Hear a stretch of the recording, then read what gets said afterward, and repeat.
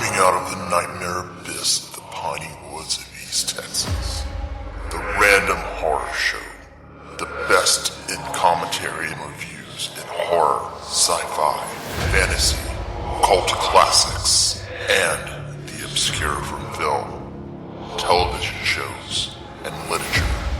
Join our horror hostess, Keisha Lacey, as she is scary, but random, horrific, but funny.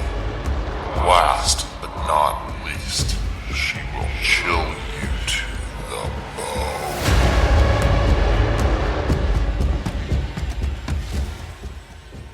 Hey everybody, this is Keisha Lacey with the Random Horror Show, and I got a special treat for y'all, especially during spooky season.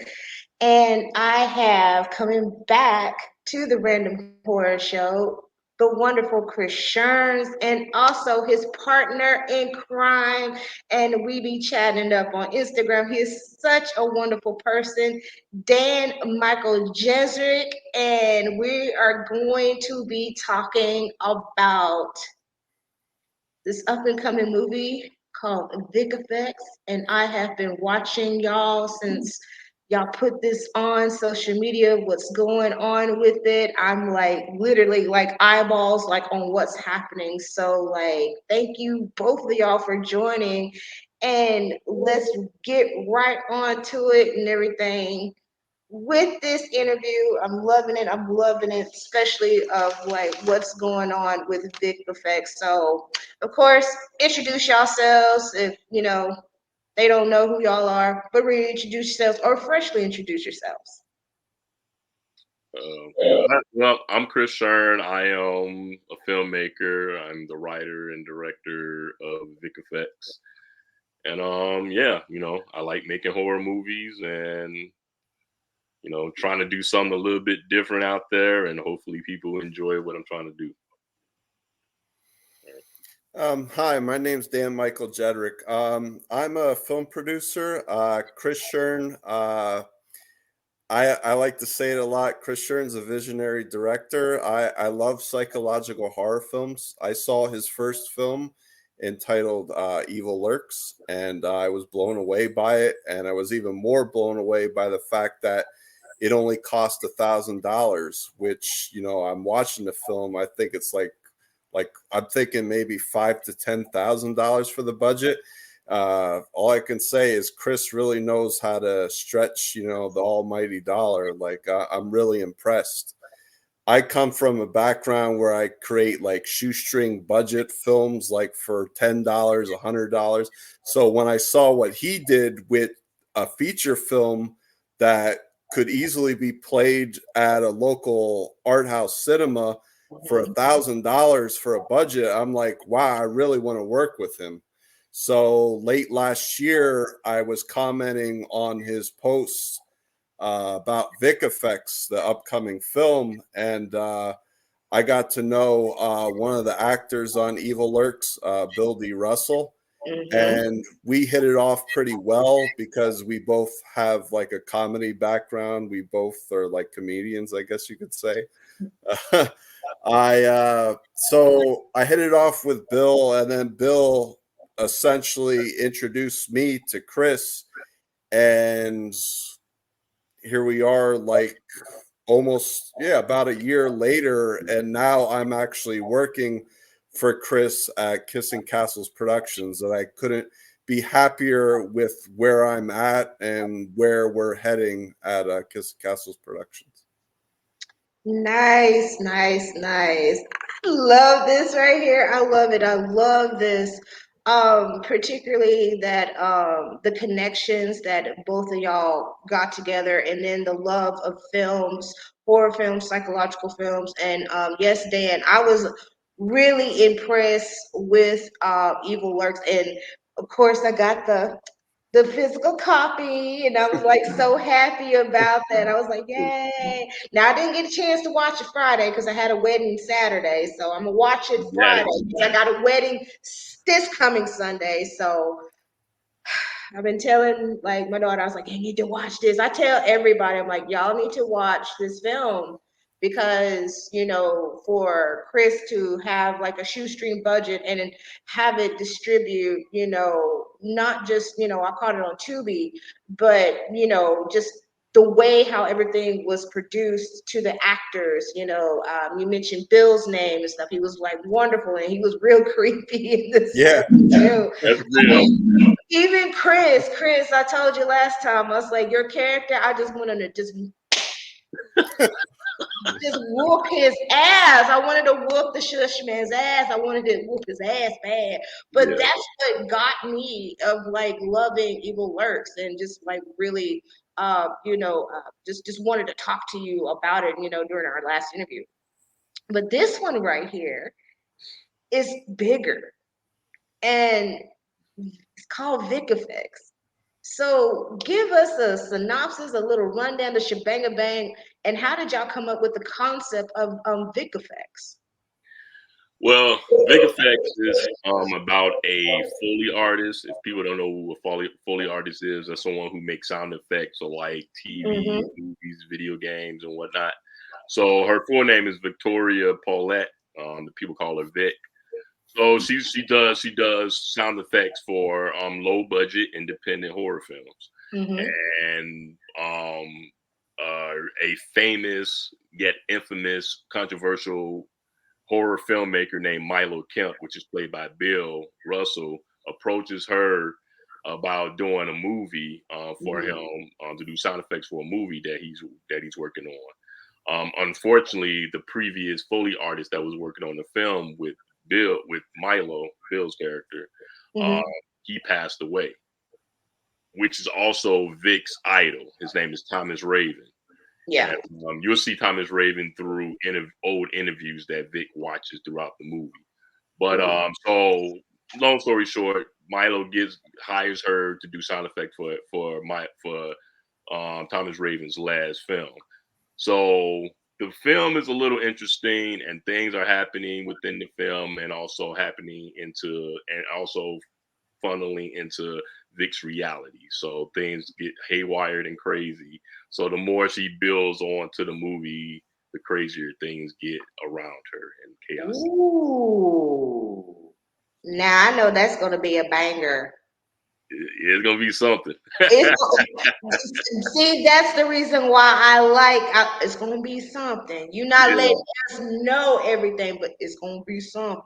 Yeah. I like that. So Dan, like, how do you feel about working for Kissing Castles, and especially on Vic Effects? You know, what is your role like with the whole movie that's what's being produced right now? Yeah, so what I'm doing is I'm helping Chris with the fundraising.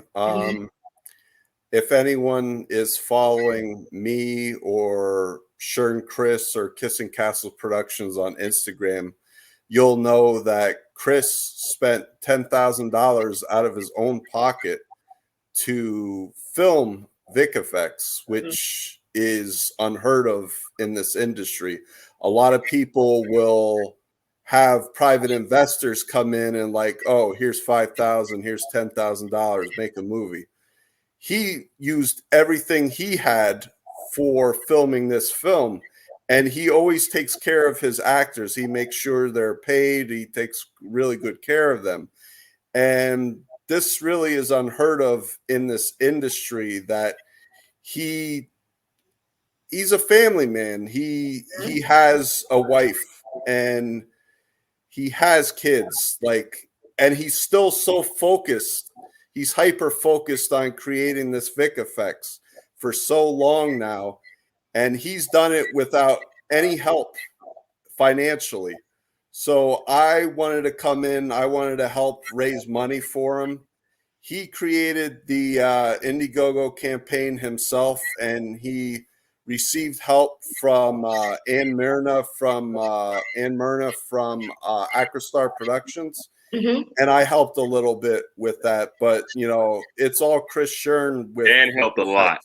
He's being modest. Dan is the producer of Kissing Castles. Without whatever's happening with everything that's happening with that campaign, Dan is the catalyst of all of that. That's what I like about him. He's a hard worker, but he's modest as hell. So he helped me out a lot, and that's why Yeah. I'm swagging it up, man. We're a small team. We got Miguel, Neil, Leo Jr. He's our executive producer, and also he's our digital media person, marketer now. So we got a small team from where we was at a year ago to where we at now. Yeah, Wow. yeah, we got a machine, you know. That's On top of amazing. the actors helping out and everything else. But, That's amazing. And just, like Dan with his role of with Kissing Castles, I mean, he is literally that man, Dan the man, because he's promoting, he's talking about it, he's sharing, he's doing a lot. And it's a team effort, with you, and just you putting your own money, and that's a huge risk right there. And when I was looking at, what a lot of the stuff that you did, especially with the, you had like bottles, and you just finding things to like make, especially for the practical effects, and some of the props and stuff. And I was like, man, I was like so impressed, because you're using your imagination. You just like how old folks say, you take, like nothing and make it into something. And yeah. so that like really impressed me a lot, of just you just using your imagination. You're just like picking things up, you're like buying little things, and you're making these tools, these weapons and things like that. And I was just like, damn. And this is like on your time. You have a family, you have children. Dan, you're married, you have children also. And, that's a lot. It literally is. And it's just like y'all have to find this time to do all of this. This is not like y'all have like this huge amount of budget. Y'all have like this 2 to 3, like years, or like a year or something like that, like how usually movies are produced, because when they go into pre-production, they have all this going on.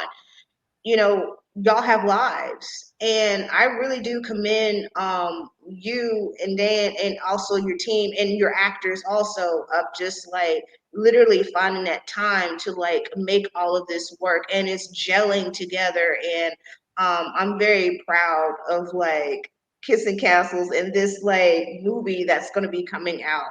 Now, I'm going to be talking about like the effects. So I noticed that you did some CGI with Evil Lurks. So are you doing bit of both with CGI and practical effects, or just mostly practical effects and some CGI like within this movie?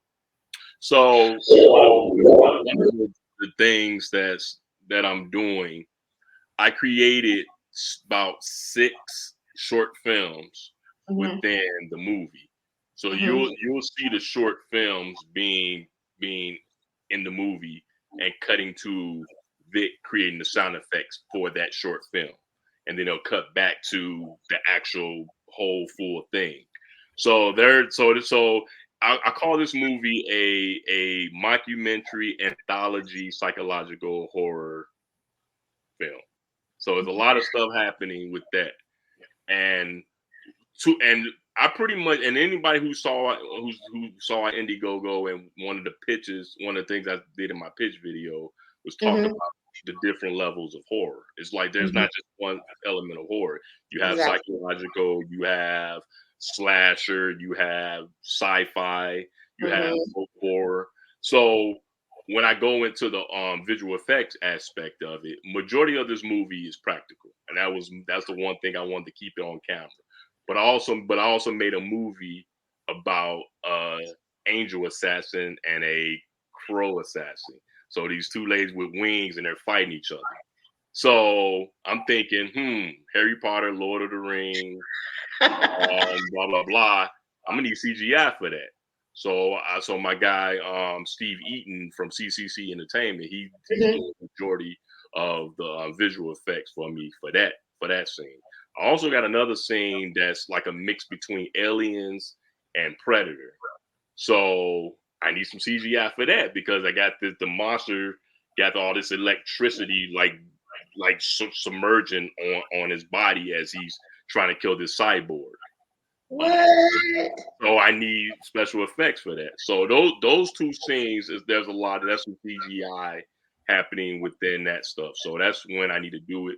But when it comes to like the blood and guts and the craziness and stuff, we use pumps and just blood like rigged up some stuff. Somebody's bleeding. There's in them. Yeah. So I didn't use any CGI blood. We got a bunch of different things we rigged up for this scene. I mean, it was one rig, which I hope it's still working. It still looks good, but it took us like 3 hours to just do a rig that's supposed to be 2 seconds long. Yeah. Less than 2 seconds long. Wow. 4 hours to rig it up. So it's like, yeah, I like, one of the greatest or the greatest practical effects movie of all time is The Thing. So I'm just like, yeah. So I'm just like, I had to do it up, and we did some. I think we did some cool stuff. I think it worked for the situation and stuff like that. But I definitely use a lot more practical, and then with those scenes, with those short films in the movie, I use CGI. Okay. Yeah. Okay. When you said the electricity and stuff, I'm just like Raiden, Mortal Kombat, and then you did this right here. I'm thinking of like, Bruce Leroy off of The Last Dragon. Oh yeah. Yeah, it's gonna be like she's punching all these sparks gonna be flying off her head and all So this. you got that glow. Yeah, so it's some interesting effects that's gonna happen, and I can't wait to show it to people because our goal is to do we're gonna do some special screenings. So we're gonna play them in movie theaters and stuff like that. And I'm hoping we can get out in Texas. I know our guy Miguel's in Texas. I don't know what part of Texas you're in, but we're gonna try to do a screening out there as well. And then Dan's gonna do one in his neck of the woods, and then I'm gonna do one in my neck of the woods. Well, I'm just letting you know, I'm in East Texas, Tyler, Longview area, not too far from Dallas.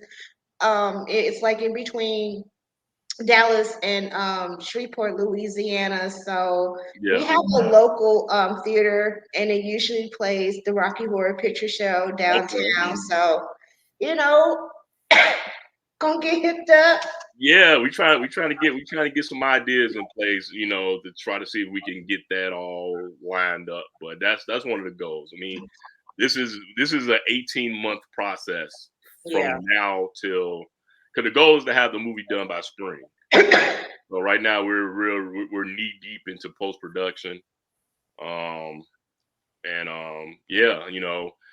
got to watch I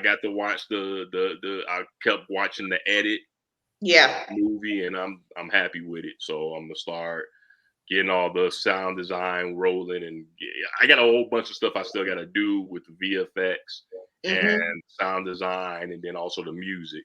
So I'm just gonna do all of that. I can't wait for something to get done to get to something else. So I got to do all of those at once. So like Monday, Tuesday, Wednesday might be this thing, and then Thursday, Friday. I don't do that much on the weekend because I usually do that with spend time with my kids. But during the week, I try to find like, okay, on these 2 days, I'm gonna work on this. These 2 days, I'm gonna work on this and stuff like that. But the goal is, unless something catastrophic happens, this movie's gonna be out in some way, shape, or form by probably mid-spring of 2025. Well, I'll actually look for this film, and another thing that I'm gonna talk about is that, before we got in conversation, is that, about Terrifier 3, especially what Damien Leone has like produced from like a shoestring budget, and now it's like the #1 movie in America. And you're talking about putting screenings like in local theaters, and there's a guy that is in Tyler, and he did three movies. They were more of like a kind of like a comedy, drama, you know, a little bit. We call it, you know, you call them the hood black movies. Oh But yeah. yeah, but he actually had his movie in one of the local theaters, Studio Movie and Grill. And he had a whole like shebang of like all of the actors, which the actors that I know that was in it, you know, I've worked with them or went to school with them. It was really neat to like see local people like in our area doing this comedy drama, you know, crime movie that he produced. And it was really big. It was in newspapers, you know, he really did like you made his like the concept of it and then just made his dream come true. So with that being said, of you being an independent filmmaker, and of course Damien Leone coming out with Terrifier and making all this bukus of money right now, what does that like say to you as an independent film maker, especially to those who want to put something out that is independent but don't have that budget or don't have those connects like that? You know, what do you say to that to you know, people out there that is doing that? How do you feel about it? I think the one thing people need to keep in mind with Damien, dude spent 20 years trying to build up that clown.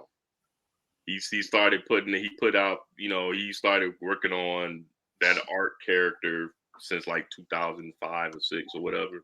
Mm-hmm. And yeah, I read whether you like these movies or not, I love his story because he came from shit to get to where he's at now.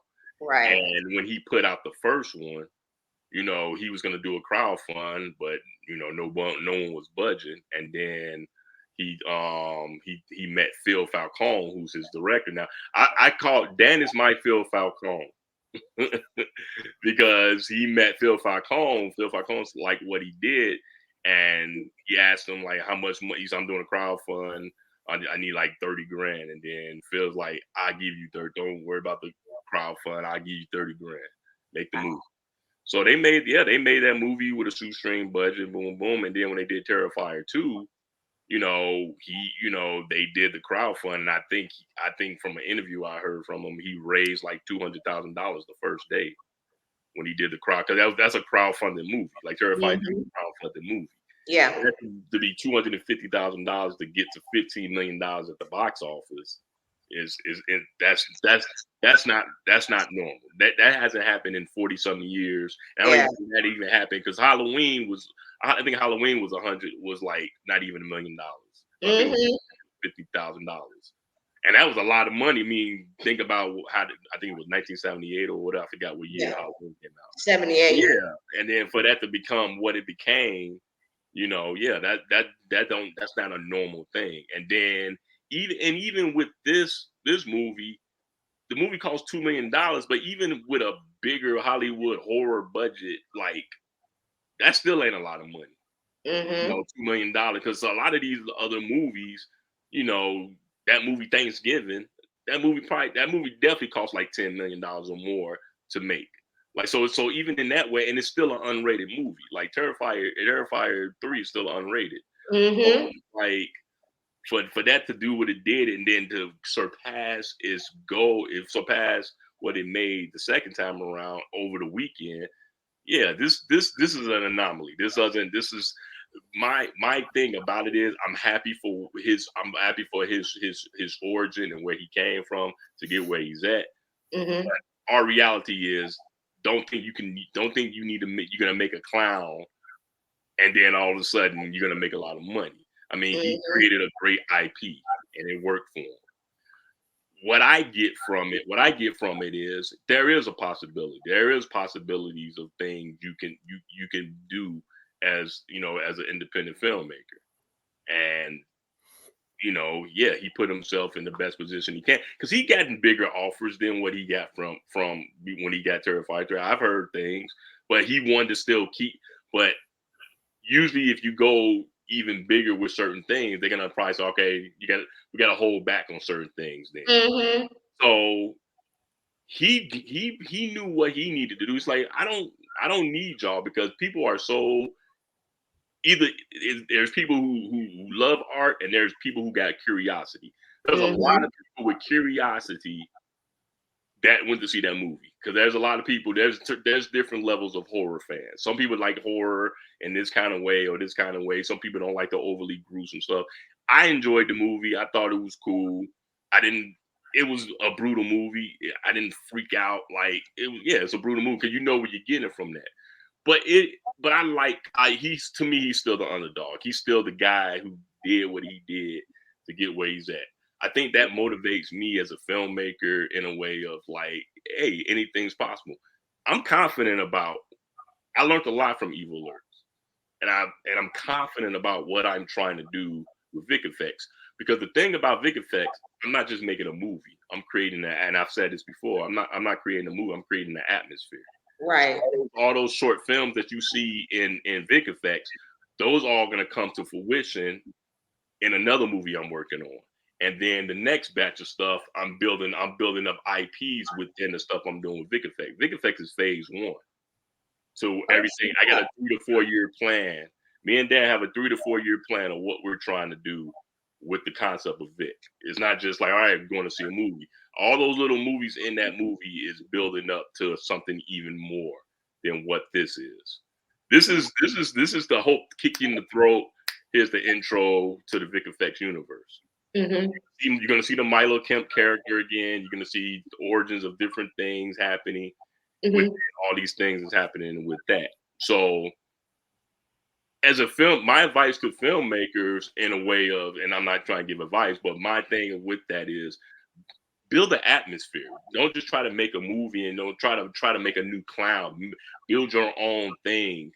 And that's what Damien did. He built he from the ground up, he built this thing and it became what it became. I don't think he knew it was gonna be this big. But he put in the work. Yeah, he did. Put in the work. I just got to put in the work.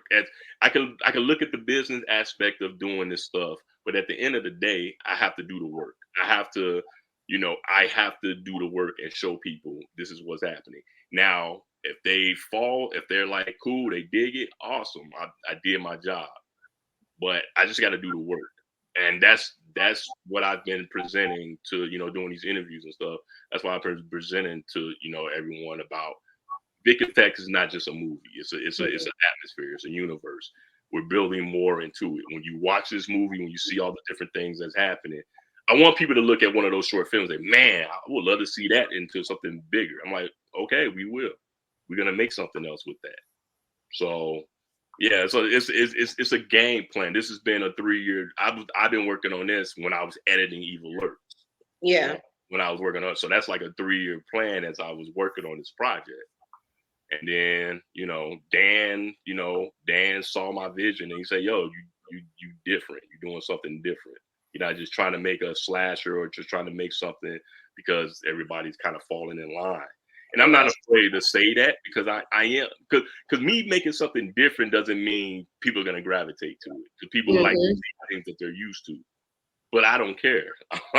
I'm going to make this and I'm hoping people get it. But I am making a movie about movies. I am making a horror movie. I'm a horror fan. I'm not a guy who casually, people go to therapy. I watch movies. To get all this shit that I do, to keep myself from losing my mind, I have to watch a movie. I know I got shit I got to do downstairs. I'm in the studio, but I got to go upstairs for 90 minutes and watch something. Yeah. A bowl of popcorn. I need to watch something so I can clear my head because I got too much going on right now. And I'm not a horror movie lover. I need that in my life. Yeah. So seeing what and watching his interview, he's the same way. He like, I have to do this. It's not like I enjoy doing this. Like I have to do this stuff. Right. And I champion it. I applaud what he's doing. I don't hate. I don't like, oh, these movies ain't that good. Why people like? I'm like, no, man. I'm all for it. His story is great, and he's a good guy. Like he's not cocky about what's going on. He's like, this is crazy. I can't believe this is happening. But he put in the work. He didn't overthink like, oh, this is what. I'm like, no, he put in the work, and people gravitated to it. Yeah. So what I get inspired by him is his work ethic and what he created. And I'm trying to do that with the things that I'm trying to do. I'm not trying to make a clown. I'm trying to make my own. I ain't trying to make my own art. I'm trying to make my own. I'm trying to make my art. You making your art in your universe. That's basically what you're doing. The getting the ambiance, the atmosphere, the universe like together like with your film. So Dan, you just been sitting there just chilling and everything. So what you think like how everything what Chris was saying and how independent filmmakers how do they feel about it and what they what how they gonna go on of making their own films.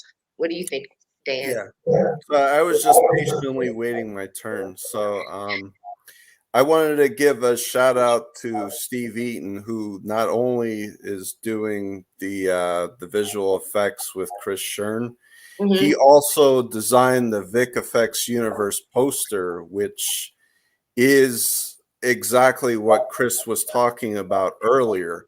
That he spent $10,000 of his own money, not just on this film, but the entire Vic Effects universe. This is like a 3 to 4 year plan where Chris wrote this, but he has ideas that aren't entirely fleshed out yet. You'll see, like he said, 6 movies within the first Vic Effects film, but this is building upon the Vic Effects universe. Like if you look at Steve Eaton's Vic Effects universe poster, you'll see all the characters that are not only in the first Vic Effects film, but they may appear in subsequent films in the next 3 to 4 years. So that's something that we're trying to get out there about Chris's Indiegogo crowdfunding campaign, that if we don't raise enough money, we won't have the money to create these other films in the Vic Effects universe. So that's why every dollar counts. Like we have perks that are as low as $1 or $5, that's important to us. Like every single penny does count. And with Chris Shern at the helm, he will make sure that he stretches every penny or every dollar that he has. All you have to do is watch Evil Lurks to see what he was able to accomplish with just $1,000. Like I said before, I was blown away. I'm like, wow, this must have cost like 5 to 10 grand. And now with Vic Effects, like he invested 10,000 to film it, but now we need extra funds because post-production costs, the visual effects. Chris is doing this. He could be taking a lot more time, like doing other things, but he's doing part of the visual effects because he needs to save money. He already spent $10,000, and he has his good friend Steve Eaton helping him out too, which also helps too because they're good friends. So, if we went to go to someone else, say someone else in the independent film realm, like we would need a whole lot more money. But what Chris has done is he's found people in the industry. He's become good friends with them. They believe in his vision and they're helping us out at a much lower cost than we would if it was someone that we weren't familiar with. So he does things right. He works with a close-knit group that he worked with Evil Lurks. And now, come Vic Effects, now we need a lot more in the post-production phase than he needed with Evil Lurks because there's so much more going on here. And he's hired world-class musicians too. Like this soundtrack is going to that's why it's going to be mixed in 5.1 surround sound. That's why we have to get it out in movie theaters because you're not meant to see this on an iPhone or an Android phone. This is meant to be in theaters. That's amazing. And that is a lot. I mean, especially the music part. And music does have a really huge importance, especially within film, to like set the mood and the tone, you know, everything about it, because you have like a lot of films, that have like really great, soundtrack. I know that when I watch It Follows, Disaster Piece did the soundtrack for that movie, even though people were not really big on It Follows, but it was Disaster Piece, the music that they did, that was like really great. Even I'm gonna bring it up again, Terrifier 2, the soundtrack. Even the soundtrack to one of my favorites is you know, dang, I'm about to talk about it this Thursday on Austin Public Access with Dan Marino, Demon Night. Oh, The soundtrack was just yeah. badass. I mean, that opening of them, oh shit. I was like, dang, I'm Oh, in Demon for Knight. a fucking ride with this film. And that's one of my favorite films to watch is Demon Knight. I mean, Billy Zane is still pretty as hell. Yeah, I've seen him in his, I'm like, oh my God, he's still pretty. But he was like the collector, but that was yeah. one of my favorite films. But it was the soundtrack of that movie that just like pushed it, even though it bombed at the box office, but it became a cult classic Oh hit. yeah, It's I really remember good. seeing that movie in the theaters. Yeah, It really did. It really did. I was a huge Tales So from the Crypt fan. Yeah. so y'all are doing some big and badass bomb things with Vic Effects, and I can't wait. I want to watch this, and I feel this what y'all doing, it deserves to be in theaters, especially of like what y'all going like above and beyond with this film. Just creating this universe, creating like a movie within a movie, Yeah. and you have all these characters, you have the storyline, and as well as like Evil Lurks, how much I love it. This one right here, I think it's gonna blow it out of the water. I'm just saying, if I Oh, got a good feeling about this, because I was impressed with Evil Lurks. I have a really good feeling about this one right here. So I'm going to like ask y'all, what is your favorite horror movie that you love to watch around spooky season? Dan, you go first.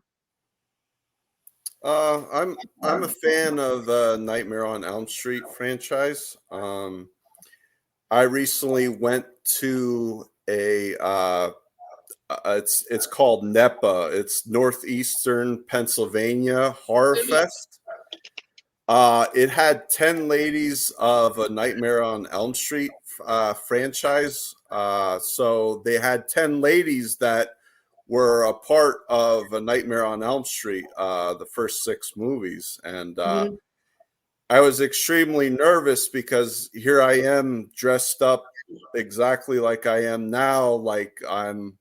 I go to these conventions and these festivals promoting Vic Effects, and like I'm like starstruck because like even though they might not have been like the leading lady or the final girl in Mhm. some of the Nightmare on Elm Street films, I've watched them so many times, these films over and over again. Like I like know them, like, and you'll follow them on social media. So like I'm starstruck, and here I am, I'm trying to talk to them about Vic Effects, and like I get all nervous and everything. But it's interesting because I come from a background where I didn't really talk all that much. I only had like a few friends growing up, like Mhm. in high school and college and whatnot. But like for me, like my passion is filmmaking. Like I learned during the pandemic. It was April 2020. I decided, I've been working the same dead end jobs all the time Mhm. and felt like I've always been underemployed. And I just said to myself, like, you know, I could die tomorrow of COVID-19. Like, I should reach for the stars and go for my dreams. You know I'm not like a great actor or a great director, but I think I could be a great producer because I have done marketing and promoting in the past. With Flyleaf and Skillet, I was part of their street team, which is just someone that volunteers, goes out to concerts and businesses and hands out flyers and promotional CDs, posters. So that's what I'm doing with Vic Effects now. I'm more of a film person than a music person. And Chris is like a perfect combination of the two. Like, Yeah, he's a master musician, master filmmaker, composer, director, editor. Like, Look at you. he truly does it all. Like, and I know Chris is always like, well, I don't like to promote myself, so that's why I hired you, Dan, because you're my producer, you're my right-hand man. You could say all the great things about me, and I'll just nod my head, you know. So there you go. There's my promoting for Chris for the night. But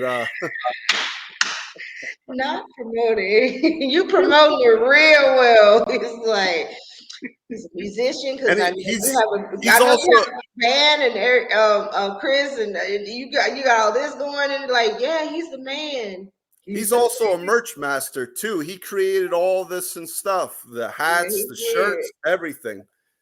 And you can buy all that stuff on the Indiegogo campaign. If you financially contribute to it, you can buy certain things. So, I mean, he's got these really incredible posters. The original theatrical version where it's Vic Paulette.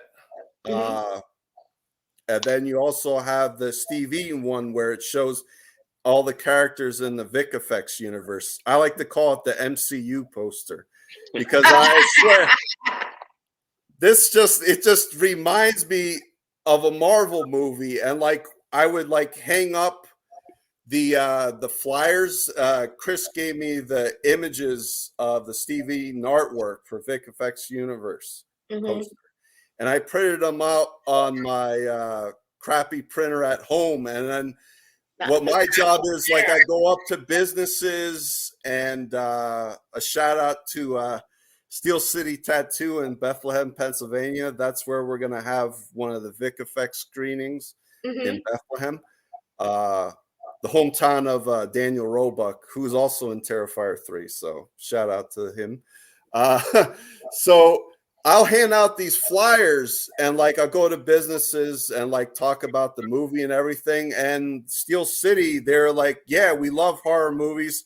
Give us a whole bunch of the flyers. And like, I gave them like 30 of them. And like 2 weeks later, like, they're almost gone. So like, people are like receptive to the artwork. And I knew when Chris showed me like the artwork, the poster, I'm like, yeah, just print me up a 27 by 40. I'm gonna hang that up in my basement. It should be there tomorrow. Yeah, be there tomorrow. It's like, and then when I talk to people about when I give out the flyers and everything, I'm expecting them to say like, oh yeah, is that the new Marvel movie that's coming out? Because that's what the poster looks like to me. It looks like a bunch of Marvel superheroes on it. Oh no! I mean, this is called marketing. So I took that concept of the Avengers, put that into my artsy ass horror movie. So people are like, oh man, I can't wait to check this out. And they're like, what the fuck? All these crazy movies happening. Got 'em. I am screaming. I love it. I love y'all relationship. I love the business relationship. I love that y'all like have each other's back. Y'all are like 10 toes down for each other. Just this is just really, really wonderful. So I'm gonna go ahead and like wrap it up. But before we dip off and everything, let everybody know where they can find y'all and your indigo and everything else.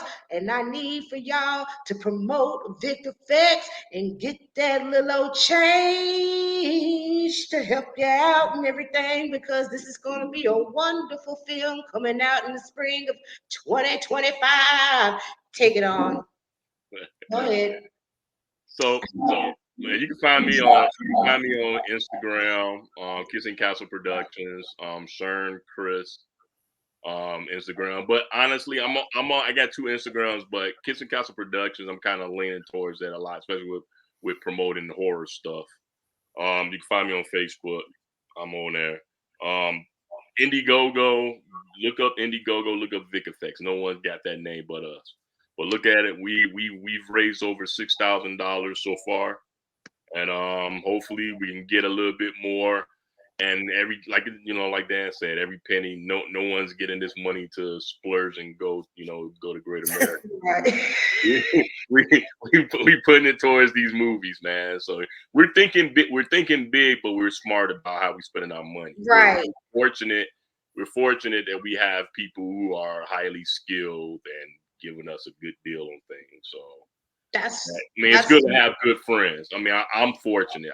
The last 20 plus years of the musicians I've been around and filmmakers I've been around the last decade, everybody's helping everybody. There's still a community within this here and there. And, I got a handful of people that I can really rely on. Oh, also my Halloween movie is Fright Night and Creep Show. Yeah. Fright Night. Yes. Thank you. Because that's another good movie right there, baby. I wanted Chris Shern to come up in my bedroom. I stay off in the country when I was in high school. I said, now let this man take my neck and my virginity. And I was just like, oh Lord. And the dance, club scene, isn't that the best scene out of that movie? That movie is, nothing I know they did another movie called Fright Night, which wasn't whatever. That movie, nothing takes the makeup, the whole thing about that movie was, So that's I watch horror movies on a daily basis. So, spooky season and all that stuff, but Fright Night is my go-to. Night of the Demons. You said Demon Night, Night of the Demons. Night of the Demons. That's a good one too. Oh, that is such a good one. You know why I like Night of the Demons? Because a black man don't die in it. You damn right, Roger was the final dude. The greatest line in horror movie history. You ain't getting me. That's what he said. That movie, that just takes me back when I rented it. I was like 8th grade. I was like 14. Yeah. And my grandparents, they were strict, Christian household, but horror movies was allowed in this house. Okay. Because they didn't trip out on stuff like that. They really didn't. They knew it was entertainment. Yeah. When my grandma was watching Night of the Demons and she seen Roger was winning, he was living, she was excited. She got so excited. And that was she watched it from the beginning, middle to end. Yeah. And she was so happy to see that a black person survived a horror film. Yeah. And we were all cheering because we just don't see that. No, we don't. I mean, even in Demon Night, Jada Pinkett Smith was the final girl. Yeah. She was a final girl, and I'm sitting there looking at my hair. I'm like, shoot, I got the Jada Pinkett, blonde too, and everything. How she had it, you know what I'm saying? I'm gonna be the final girl in somebody movie, though. I don't know who movie, but I'm gonna be a final girl in somebody movie. There we go. Hey, we'll find you a remote role and figure something out. Like we come out to Texas. But yes, thank you both, and just joining me. And also, Dan, I'm gonna give you a little shout out because when I watched Kai Kydro's last video and I seen a picture of you, I was like, Kai, I didn't know Dan's little picture was up in your video. I thought that was really great, and you did work with Kai Kydro, and he was on the show also, and he is a wonderful musician. I love that he brings back that old Hollywood golden era style with his music. Gives me like that really, gritty, glam gothic, rock like of like the 2000s and the 90s, which we just don't hear that a lot. But I'm just glad he bringing that like that style back, and I really dig his music. But when I seen you in the video, I was like tripping balls. I was like, oh my God, there's Dan. Yeah, I was really interested in that music video by Kai Kaldro because the film noir cinematography. I grew up watching film noir. That's where my love for Blade Runner came from. That's considered neo noir because it's in color. But I always preferred black and white photography. It's just wonderful, like being able to not see things in color, because some of us are truly colorblind, and just being able to see what so many people that are colorblind they see, that's how they see things. So I love that photography, and I got a shout out to Onmar, the photographer from the Lehigh Valley. He did my recent headshots, and my favorite one is a black and white photo that he did where it was like half of my face. And I told him, well, I don't like the one side because it has a red mark. So he said, don't worry, I'll take care of you. So like he did that, just half the face. And I was like, yeah, that's my favorite one. That's awesome. That's awesome. But again, guys, thank y'all so much. I really do appreciate y'all just dropping in, just coming in, like just chopping it up with me on the Random Horror Show. And I'm just really excited about Vic Effects. I like wish y'all like so much love and success and everything. And I'm gonna tell y'all for my audience, do y'all still have copies of Evil Lurks? Yeah. Physical copies? Yeah. Okay. Y'all go get like this Evil Lurks physical copy, okay? Because I got mine too. So I suggest y'all to pay some money to. We gotta support everybody in the horror community, and this is a person that I want y'all to support, really, because it's amazing.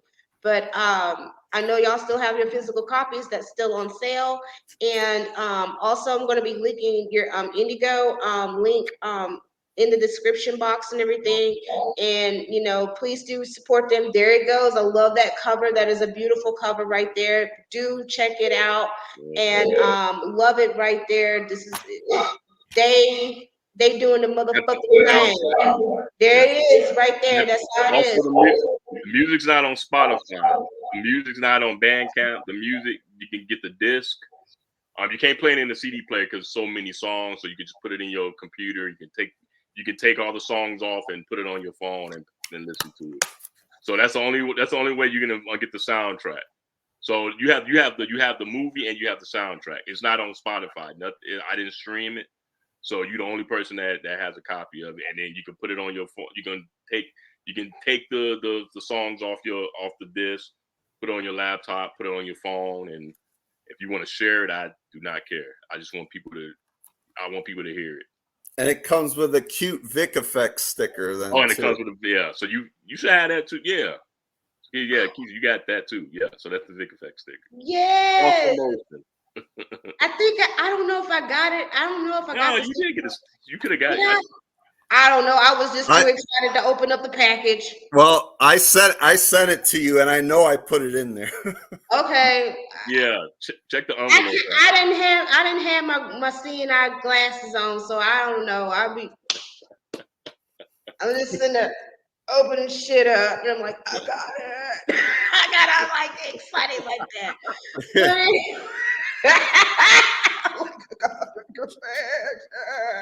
I was all like that. So and now, yeah, thank you, Dan. That package was really pretty and stuff. I was like, I gotta save the package.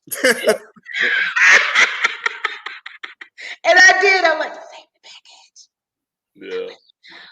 But thank y'all so much. Thank you, Chris. Thank you, Dan. Much love for me from Texas.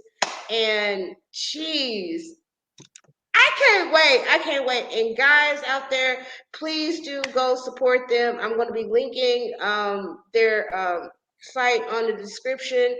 Donate 1, 2, 5, 10, shit, a 20 twin on the 5th of Normandy. Okay, if you got a little extra little money and stuff like that, even before like income tax, and I know some of y'all done your late income tax on the 15th because today is the last day. Throw some little income tax money on there. Not on no rims, not on no vapes or nothing like that. I'm just saying. Okay, support your indie filmmakers because this one right here is a hot one, and I know it's gonna be the shit. It's gonna be the bomb. It's gonna be amazing. But again, thank y'all so much. And y'all, I'm Keisha Lacey, and this is the Random Horror Show. Okay. Yes, I know we went over a little bit and everything. So, I'm gonna